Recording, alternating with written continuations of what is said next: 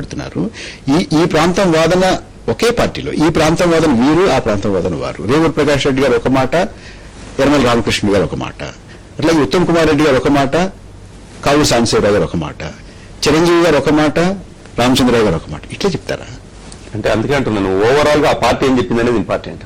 ఆ పార్టీ ఏ వైపు తేరాల్సినటువంటి రోజు రేపు ఆ ప్రశ్న వస్తుందంటారా? డెఫినెట్లీ. రేపు చిదంబరం గారు అందరినీ కూర్చోబెట్టి రేపు చిదంబరం గారు ఓకే చెప్పండి, కాంగ్రెస్ పార్టీ ఏమనుకుంటోంది, తెలుగుదేశం పార్టీ ఏమనుకుంటోంది, ప్రజారాజ్యం ఏమనుకుంటోంది, సిపిఐ ఏమనుకుంటోంది అని ఒక్కొక్కరిని ప్రశ్నించి అదే తీసుకుంటారా? లేకపోతే ఆ పార్టీలో ఉన్నటువంటి వివిధ కోణాలని, వివిధ భావాల్ని, వివిధ అభిప్రాయాలను కూడా తీసుకుంటారా? ఆ పార్టీలో ఉన్నటువంటి ఎవరైతే ప్రతినిధి బృందం మీదో ఇద్దరితో మాట్లాడతారు, డెఫినెట్ గా మాట్లాడారు. ఎందుకంటే బృందంగా పోయినప్పుడు ఒకరిని పక్కకు పెట్టేసి ఇంకొకరితో మాట్లాడడం జరగదు. డెఫినెట్ గా ఇద్దరితో మాట్లాడతారు. కానీ నేనేమంటున్నానంటే ఓవరాల్ గా ఆ బృందము ఏ పార్టీకి సంబంధించింది, ఆ పార్టీకి సంబంధించిన వైఖరిని అప్పుడు తేల్చాల్సిన అవసరం ఉంటుంది. కాబట్టి డెఫినెట్ గా తెలుగుదేశం పార్టీ ఒకే మాట మాట్లాడే అవకాశం లేదు. రాజ్కుమార్ గారు మీ పార్టీ నుంచి రేవూరి ప్రకాష్ రెడ్డి కాబట్టి ఒకే మాట మాట్లాడతారా? కాదు.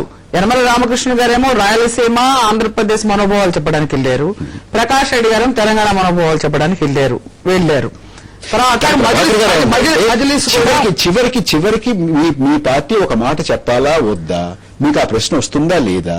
మీరు ఆ ప్రశ్న ఎదుర్కొంటారా లేదా రేపొద్దుట? ఏంటండి ఎట్లా ఎందుకు చెప్తారు? ఇక్కడ ఓపెన్ గా, ఇక్కడ వారనేది ఏంటంటే ఓపెన్ గా చెప్పాల్సి వస్తుందన్నారు. ఇక్కడే ఓపెన్ గా చెప్తుంటే అక్కడికి చెప్పలేదండి. ఇంకా ఈ నిమిషానికి మీ చంద్రబాబు నాయుడు గారు చెప్తారండి. అదే నేను అడిగాను. చంద్రబాబు నాయుడు గారు అంటే తెలుగుదేశం పార్టీ అధ్యక్షుడు చెప్పాల్సిన అవసరం ఉంది. ప్రభాకర్ గారు ఒక్క నిమిషం. ఇప్పుడు ఏమండి, మజ్లీస్ అనే వాళ్ళు ఇక్కడ చాలా మెయిన్ గా ఉన్నారు హైదరాబాద్ లో. అసలు పేటముడంతా హైదరాబాద్ లో ఉంటే ఆంధ్రగా తెలుసు, పై కానకపోయినా అసలు తిరిగి వచ్చి హైదరాబాద్ చుట్టూనే తిరుగుతుందని తెలుసు. ఈ హైదరాబాద్ రాజధాని కాబట్టి అందముండే హక్కు మనం అంటున్నాం. ఈ హైదరాబాద్ లో మీరు మాకు వదిలేయాలని వాళ్ళని మా పదాలు కూడా వచ్చినాయి కాబట్టి రావట్లేదండి. అయ్యో, కేవలం మనుషులు మాట్లాడుతుందే తప్ప సందర్భంగా రావట్లేదు. ఒక్క విషయం చెప్తాను వినండి. ఇక్కడ ఒకటి ఆలోచించాల్సింది ఏంటంటే, మజ్లీస్ అనే వాళ్ళు వాళ్ళకి మనం బాగా గణనీయంగానే ఎంపీ సీట్లు కానీ ఎమ్మెల్యే సీట్లు కానీ నిన్న కూడా కార్పొరేషన్ లో పోటాపోటీగా తెలుగుదేశం కాంగ్రెస్ పార్టీతో సమానంగా వాళ్ళ సీట్లు వచ్చినాయండి, 2-3 తేడా తప్ప. వీరు అసలు పోటీ చేయలేదు ఇక్కడ. కాబట్టి ప్రధానమైన ఇంతవరకు వాళ్ళు నోరిపి మాట్లాడలేదు. వీరైనా వెళ్లి మీ అభిప్రాయం ఏంటి చెప్పలేదు. ఎందుకు మీ అభిప్రాయం చెప్పట్లేదు వాళ్ళు అడగట్లేదండి. రాజకీయ పార్టీనే కదా, వాళ్ళు ఎలక్షన్ లో పోటీ చేశారు కదా, అడగట్లేదు. రేపు వాళ్ళు కూడా అక్కడ ఉంటారు. చిరంజీవి గారికి ఏంటంటే వాళ్ళు 18 మంది ఎమ్మెల్యేల్లో 14 మంది వెళ్లిపోయారు. ఒకళ్ళు దీనిలో తెలంగాణ మాదని చెప్పి స్పష్టంగా చెప్పేశాడు ఆయన. ఇద్దరు అంతకుముందే రాజశేఖర రెడ్డి గారు ఉన్నప్పుడు కాంగ్రెస్ లోకి అనుబంధంగా ఉన్నారు. ఇక మిగిలిన చిరంజీవి గారు. కాబట్టి ఆయనకి ఇబ్బంది లేదు పెద్దగా. పోనీ ఏదైనా కానీ తెలంగాణ ఆ పార్టీలో తెలంగాణ నుంచి ఎన్నికైనటువంటి వారిద్దరూ మమ్మల్ని పిలవండి, ఆయన పిలవడానికి వీల్లేదని ఇవాళ కేంద్ర హోంశాఖ కార్యదర్శిని కలిసి వారు విజ్ఞప్తి ఇచ్చినప్పుడు వాళ్ళు తెలంగాణ అనుకుంది. ఒక ఎమ్మెల్యేలుగా అక్కడ గెలిచారు కాబట్టి ఇంకా పార్టీ వీడలేదు, మీరు సస్పెండ్ చేయలేదు కాబట్టి వాళ్ళు అట్లా అడిగారు. కాబట్టి చిరంజీవి గారు పెద్ద ఇబ్బంది లేకుండా ఆయన చెప్పేశారు, ఏది నేను సమైక్య అని చెప్పేశారు. ఆయన టూర్ చేయడం కూడా మొదలు పెట్టారు. నా అభిప్రాయం ఇదేనన్నారు, అక్కడికి వెళ్ళారండి. అలాగే లోక్సత్తాను అసలు పిలవలేదు అక్కడ. కాబట్టి బీజేపీ ఈ రాష్ట్రంలో అక్కడ దెబ్బతినిపోయింది. ఎక్కడ కూడా మొన్న ఎంపీలు కానీ లేదా ఎమ్మెల్యేలు ఒకటి 2 వచ్చినాయి. నిన్న కూడా వాళ్ళకి వచ్చింది 3 అంటే 5 వచ్చింది. కాబట్టి ఇక్కడ పెద్దగా ఇది లేదండి. కాబట్టి వాళ్ళు మొట్టమొదటి నుంచి వెంకయ్యనాయుడు గారు వాళ్ళంతా కూడా మేము వ్యతిరేకం కాదని ఢిల్లీలో చెప్తున్నారు. వాళ్ళకి ఇబ్బంది లేదండి. ఇప్పుడు రోసయ్య గారు ఏంటి ఒక ముఖ్యమంత్రిగా చెప్పలేని పరిస్థితి, డిఎస్ ఏంటి ఒక పార్టీ అధ్యక్షుడిగా చెప్పలేని పరిస్థితి. చంద్రబాబు గారి గురించి వీళ్ళు అడుగుతున్నారు. చాలా మంది కాంగ్రెస్ వాళ్ళు కూడా చంద్రబాబు సంగతి చెప్పండి అని అంటున్నారండి. ఇప్పుడు సోనియా గాంధీ గారు చెప్తున్నారండి, మన్మోహన్ సింగ్ గారు చెప్తున్నారండి, చిదంబరం గారితో చెప్పిస్తున్నారు. అది కూడా స్పష్టత లేకుండా అర్థం కాకుండా చెప్పిస్తున్నారు. కాదేమో వాళ్ళకి అనుకోవాలని వారు అనుకుంటున్నారు. రెండోదేమో కలిసి ఉండే వాళ్ళకి అనుకోవాలని సమైక్యతవాదులు కానీ మేము అనుకుంటున్నాం. అటు ఇటు కాకుండా చెప్తున్నారని అనుకుంటున్నాం. నిన్న పిలిచిన తర్వాత అభిప్రాయం సేకరిస్తారు, తర్వాత మాట్లాడదామంటారు అనుకుంటున్నాం. మళ్ళీ ఏమన్నా అంటున్నారు, ఇవాళ జేఏసీ వాళ్ళు మమ్మల్ని పిలవాలి అసలు అంటున్నారు. స్టూడెంట్ యూనియన్ వాళ్ళు, ఎన్జిఓలు, ఉద్యోగస్తులు, టీచర్లు, ప్రజలందరూ కూడా పిలవాలనుకుంటారు. అది న్యాయం అండి, అందరినీ పిలవాలి. రాజకీయ నాయకులు వారనే ఇప్పుడు రాజకీయ నాయకులు నేను అన్నమాట వాడు విభేదిస్తారు ఖచ్చితంగా. ఎందుకంటే చంద్రబాబు గారు మాకు సపోర్ట్ చేశారు, మాకు కాగితం రాసి ప్రణబ్ ముఖర్జీకి ఇచ్చారు, అఖిలపక్ష మీటింగ్ పెట్టినప్పుడు సంతకం పెట్టారు అని వాళ్ళు వాదిస్తారండి. కాబట్టి వాదిస్తారు. మేమేమంటున్నామంటే మా అందరి అభిప్రాయం కాదు, మొట్టమొదటి నుంచి మాకు ఇష్టం లేదు. సమైక్య వాళ్ళు ఈ విధంగా తొందరగా వాళ్ళు అట్లా అనౌన్స్ చేస్తారనుకోలేదు. ఒక కేసీఆర్ గారు నిరాహార దీక్ష చేస్తే గబుక్కుని రాష్ట్రాన్ని ముక్కలు చేస్తే మీరు ఇంకా నా సందేహం తీర్చేది రాజ్కుమార్ గారు. చెప్పండి. రేపు తెలంగాణ గురించి మీ వైఖరి ఏమిటి అనే ప్రశ్న మీకు ఎదురవుతుందా లేదా? ఒకటి. రెండవది, అదే ప్రశ్న గనక వస్తే యనమల రామకృష్ణుడు గారు, రేవూరు ప్రకాష్ రెడ్డి గారు ఒకే మాట చెప్తారా, లేకపోతే రెండు మాటలు చెప్తారా? వాళ్ళు ముందు ఏం చెప్తారంటే మీ వైఖరి అంటే చెప్పమని అడుగుతారండి కాంగ్రెస్ మొట్టమొదటి మాట. ముందు మీ వైఖరి చెప్పండి, ఇచ్చేది మీరు మమ్మల్ని పిలిచారు, వచ్చాం, మీ వైఖరి చెప్పండి అనుకుందాం. వాళ్ళ వైఖరి చెప్పారనుకోండి. లేదు, చెప్పినప్పుడు ప్రకాష్ రెడ్డి గారేమో తెలంగాణకు మాకు అనుకూలంగా చెప్పేందుకు సంతోషం అంటారు. యనమల రామకృష్ణుడు గారేమో ఇలా చెప్పడం మంచి పద్ధతి కాదని వ్యతిరేకిస్తారు, లేకపోతే బైక్ చేసి బయటకన్నా రావాలి. నా ఉద్దేశం అయితే అది. ఏ ప్రాంతం వాళ్ళు లేరో ఆ అభిప్రాయాన్ని ఖచ్చితంగా చెప్పాల్సిన అవసరం ఉందండి. లేకపోతే ఇద్దరు ఎందుకు పంపిస్తారు? మీరు కూడా కావూరు సాంబశివరావు గారిని, ఉత్తమ్ కుమార్ ఇద్దరిని పంపించారు. ఒకరిని కోస్తా నుంచి, ఒకరిని తెలంగాణ నుంచి. అవునండి. మీరు రేపొద్దున ఈ ప్రశ్న మీకు ఎదురవ్వదని అనుకుంటున్నారా? తెలంగాణ గురించి మీరు రాష్ట్ర కాంగ్రెస్ పార్టీ ఏమనుకుంటోంది అనేటువంటి మాట, ఒకవేళ ఆ ప్రశ్న గనక వస్తే మీరు రెండు మాటలు చెప్తారా, రెండు అభిప్రాయాలు చెప్తారా, రెండు ప్రాంతాల ప్రజల యొక్క అభిప్రాయాలు చెప్తారా, లేకపోతే ఏమైనా కూడా మొత్తం మీద మా పార్టీ అభిప్రాయం ఇది అని చెప్తారా? ఇక్కడ మొత్తం 8 పార్టీల్లో 3 రకాల గ్రూపులు ఉన్నాయి. ఫస్ట్ గ్రూప్ ఏమో జాతీయ పార్టీ, ప్రాంతీయ పార్టీ, ఉప ప్రాంతీయ పార్టీ. ఈ 8లో 4 ఏమో జాతీయ పార్టీలు, తర్వాత 2 ఏమో ప్రాంతీయ పార్టీలు, 2 ఏమో ఉప ప్రాంతీయ పార్టీలు. కాబట్టి ఇప్పుడు టీఆర్ఎస్, ఎంఐఎం ఉప ప్రాంతీయ పార్టీలు చెప్పొచ్చు. పీఆర్పీ, టీడీపీ ప్రాంతీయ పార్టీలు, లేదా ఇప్పుడు పీఆర్పీ కూడా వచ్చేసి దాని కూడా ఉప ప్రాంతీయ అనవచ్చు. మిగతా 4 వచ్చేసి కాంగ్రెస్, బీజేపీ, సిపిఎం, సిపిఐ జాతీయ పార్టీలు. ఇది ఒక టైపు. రెండవది వచ్చేసి కొన్ని పార్టీలు ఆల్రెడీ వాళ్ళ ఒపీనియన్ కుండబద్దలు కొట్టి చెప్పినటువంటి పార్టీలు కొన్ని ఉన్నాయి, కొన్ని చెప్పినటువంటి పార్టీలు ఉన్నాయి భేదాభిప్రాయం పెట్టి.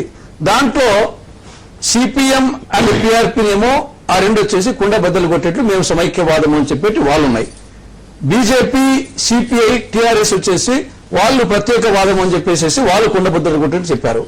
ఇక ఉండేదల్లా కాంగ్రెస్, టీడీపీ, ఎంఐఎంలో ఇప్పుడు చెప్పలేదు 3 కొండలు ఉన్నాయి. ఆ 3 కొండలు మీరు బద్దలు కొడతారా? కాబట్టి ఇప్పుడు కాంగ్రెస్, టీడీపీకి సంబంధించి మళ్ళీ అగైన్ ఈ 3 కాంగ్రెస్ వచ్చేసి బాధ్యతలైనటువంటి పార్టీ. ఎందుకంటే కేంద్రంలో అధికారంలో ఉంది, రాష్ట్రంలో అధికారంలో ఉంది. మిగతా పార్టీలకు లేనటువంటి ఇబ్బంది కాంగ్రెస్ కు వచ్చేసి ఒకటి బాధ్యత ఉండము, అక్కడ ఇక్కడ అధికారము. రెండవది జాతీయ పార్టీ కాబట్టి జాతీయ పార్టీగా తెలంగాణ అవసరమే, పార్టీ శ్రేష్ఠ దృష్ట్యా కోస్తా అవసరమే, రాయలసీమ అవసరమే. దీని ఎఫెక్ట్ ఏమన్నా మిగతా రాష్ట్రాలకు వస్తుందా, దేశాన్ని చూసుకోవాల్సి వస్తుంది. కాబట్టి ఇవన్నీ ఆలోచించినప్పుడు మళ్ళీ అగైన్ వాళ్ళు చెప్పినట్టు నాకు కూడా అనుమానం వస్తుంది. ముందు వచ్చేసి ఉపోద్ఘాతం ఇచ్చేసి ఈ హిస్టరీ అంతా చెప్పేసేసి తర్వాత ఒకరిని పిలిచేసేసి లోపల నా సందేహానికి మీరు సమాధానం చెప్పట్లేదు. మీరు మీకు గనక రేపొద్దుందా ప్రభాకర్ గారు చెప్పినట్టుగా తెలంగాణ గురించి మీరు ఏమనుకుంటున్నారు అనే ప్రశ్న మీకు ఎదురైతే ప్రభాకర్ గారు ఒక్క మాట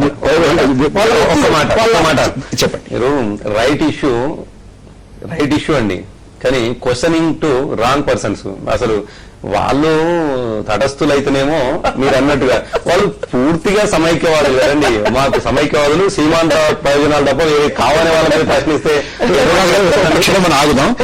ఢిల్లీలో పార్లమెంట్ సభ్యులు శ్రీ లగడపాటి రాజగోపాల్ పార్టీలతో మాట్లాడుతున్నారు. ప్రత్యక్ష ప్రసారం ద్వారా కాసేపు చూద్దాం. జీవితాలు లక్షల కోట్ల మంది ఉన్నారు. వాళ్ళ జీవితాలు అందమైన పరిస్థితి వచ్చింది. దయచేసి నాయకులు అని చెప్పి ఆలోచిద్దాం. మనకి కేంద్ర ప్రభుత్వం అక్కర్లేదు, ఇతర రాష్ట్ర నాయకులు అక్కర్లేదు. తెలుగు వల్ల మనంతా తెలుగులో మాట్లాడగల మనంతా కూడా హైదరాబాద్ లో కూర్చున్నాం. అవి 8 పార్టీలు ఢిల్లీకి వచ్చిన పార్టీలు మనమే ఇంకో దగ్గరికి వెళ్ళి మనం మన ఆత్మగౌరవ తాకట్టు పెట్టడం ఏంటని చెప్పి గుర్తించి మనం తనులాడుకొని మనం బలహీనపడి నవ్వులు మొదలవకుండా మనం మన రాష్ట్రంకి వెళ్ళి మనం కూర్చొని అసలు సమస్య ఏంటి అని క్షుణ్ణంగా పరిశీలించుకుందాం, అర్థం చేసుకుందాం, అవగాహన చేసుకుందాం. ప్రజలకు ఏది మీద చేద్దాం కానీ నాయకుల కోసం, కుర్చీల కోసం ప్రజల జీవితాలు పన్నంగా పెట్టొద్దు చెప్పి కోరుకుంటూ వేడుకుంటూ ప్రతి ఒక్కరి భాషలో దండం పెట్టుకోవాలా, కాళ్ళు పట్టుకోవాలా ఏం పట్టుకోవాలన్నది కూడా ఒక సమస్య కాదు. కానీ దయచేసి మానవతతో గుండె మీద చేసుకొని ప్రతి ఒక్కరు ఆలోచించుకొని నాయకులుగా ముందుకు సాగి ఈ రాష్ట్ర ప్రగతికి తెలుగు ప్రజల అభ్యున్నతికి కృషి చేద్దామని చెప్పి కోరుకుంటూ నేను సెలవు తీసుకున్నాను. ప్రతి ఒక్కరికండి, మొత్తం అందరికీ, ముఖ్యంగా విధ్వంసాలు రెచ్చగొట్టే ఎవరికైనా సరే, ముఖ్యంగా ఎక్కడ బాధ కలిగిందంటే రాజకీయ నాయకులు ఇటువంటి వాళ్ళని అందరికీ తెలుసు. కానీ రాజకీయ పార్టీల నాయకులు స్వార్థపరులను ప్రజలు నమ్ముతున్నారు అనుకుంటున్నారు. కానీ ప్రొఫెసర్స్ పౌర హక్కుల కోసం పోరాడే వాళ్ళు కూడా ఈ విధంగా పౌరుల హక్కుల కోసం కాకుండా పౌరులను మొక్కలు చేద్దామనుకోవటం, విధ్వంసాలు సృష్టించుకోవడానికి అక్కడ బాధించింది. అందుకని ప్రతి ఒక్కరికి 8 కోట్ల ప్రజలకి, ప్రతి రాజకీయ పార్టీ యొక్క సభ్యుడికి, ప్రతి రాజకీయ పార్టీ నాయకులకి మౌనంగా ఉండిపోయాం మనం. ఎందుకంటే తెలుగు వాళ్ళు మనమంతా కూడా అన్నిటికంటే బాధ కలిగించింది ఏంటంటే, ఆనాడు దుర్యోధనుడు ధృతరాష్ట్రుడి సభలో దుశ్శాసనుడు ఎలాగైతే ద్రౌపది వస్త్రాపహరణం చేశాడో, ఆ రోజు పెద్దలంతా భీష్మ పితామహుడు గాని, ద్రోణాచార్యుడు గాని, కృపాచార్యుడు గాని అందరూ మౌనంగా ఉండిపోయాడు.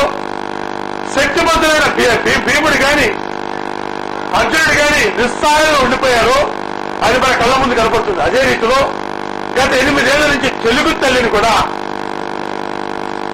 నట్టి మిట్ట మధ్యాహ్నం నటి రోడ్డు మీద వస్త్రాపరణ చేస్తుంటే కూడా ఈ రాజకీయ పెద్దలు, నాయకులు ఎవరు కూడా నోరు ఎత్తలేకపోయే పరిస్థితి తీసుకొచ్చాం. గత కనీసం 20 రోజుల నుంచి అందరూ తెలుగంటే ఏంటో, పరిస్థితి ఏంటో చెప్తున్నారు. ఇంకా చెప్తాం మనం. మళ్ళీ ఆనాటి ద్రౌపది పరిస్థితి, మన దగ్గర తెలుగు తల్లి పరిస్థితి ఏ ఒక్క మహిళకి రాకుండా మన రాష్ట్రంలో కాపాడతాం. తెలుగు తల్లి చేసిన వాడు ఏ మహిళ కన్నా చేయడు అవదు అని గ్యారెంటీ ఇవ్వలేదు. అటువంటి సంస్కృతి 23 జిల్లాలు ఎక్కడా లేదు మనకి, తెలుగు వాళ్ళకి కానే కాదు. సర్కార్ది కాదు, సీడెడ్ది కాదు, నైజాంది కాదు, తెలంగాణది కాదు, ఆంధ్రాది కాదు, రాయలసీమది కాదు. ఈ 23 జిల్లాలో ఎవరిది కాదు, తెలుగు జాతిది అసలే కాదు. ఈ సత్యాన్ని గ్రహించుకున్న నాయకులంతా కూడా ప్రజల్ని సరైనది తీసుకురావాలని కూడా అనుకుంటున్నాం.